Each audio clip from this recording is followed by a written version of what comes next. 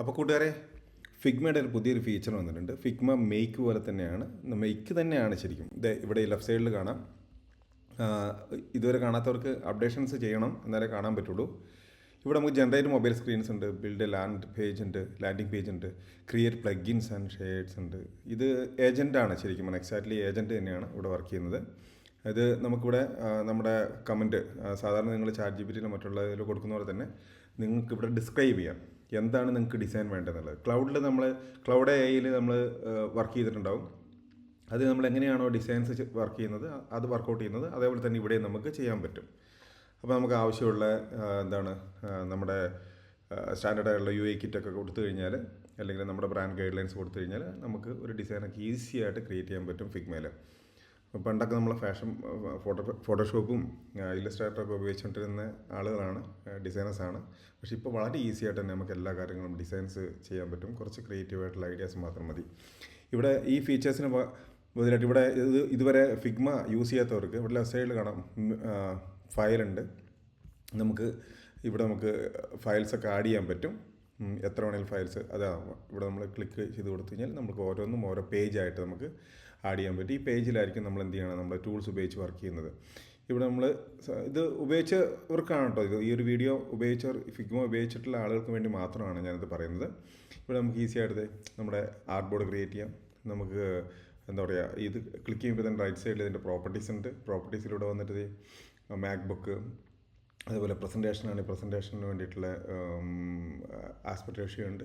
ഫോണിൻ്റെ ഡിസൈനാണ് ചെയ്യുന്നതെങ്കിൽ ഫോണിൻ്റേതായിട്ടുള്ളതുണ്ട്. നമ്മൾ ജസ്റ്റ് ക്ലിക്ക് ചെയ്ത് കഴിഞ്ഞാൽ നമുക്ക് ഇവിടെ അതിൻ്റെ ആ ഒരു ക്യാൻവാസ് വരുന്നതാണ്. ഈ ക്യാൻവാസിലാണ് നമ്മൾ ഡിസൈൻസൊക്കെ ചെയ്യുന്നത്.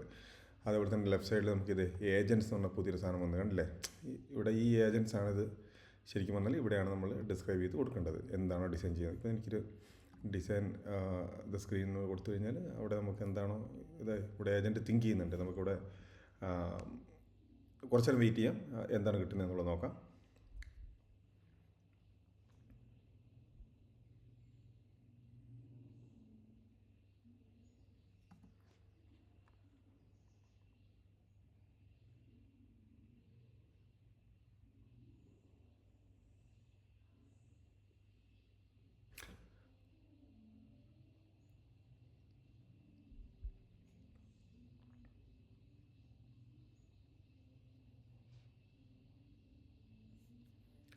കണ്ടില്ലേ, ഇതിപ്പം നമ്മളിപ്പോൾ ഇതാണ് ഈ ഒരു പേജിൽ ഇപ്പോൾ എംപ്റ്റി ആയിട്ടാണ് ഉള്ളത്. നമ്മൾ ജസ്റ്റ് ക്ലിക്ക് ചെയ്തിട്ട് ഏജൻറ്റ് ക്ലിക്ക് ചെയ്തിട്ട് നമ്മൾ കൊടുത്തു എന്ന് മാത്രമേ ഉള്ളൂ. ഇവിടെ നമ്മളിപ്പോൾ പറയുകയാണ് it's A welcome on boarding screen എന്ന് നമ്മൾ കൊടുത്തു കഴിഞ്ഞാൽ അതിന് ഓപ്ഷൻസ് അടക്കം കൂടെ കിട്ടിയിട്ടുണ്ട്. നമ്മൾ ജസ്റ്റ് കൊടുത്തു. ഇനി എന്താ കിട്ടുന്നത് നമുക്ക് നോക്കാം.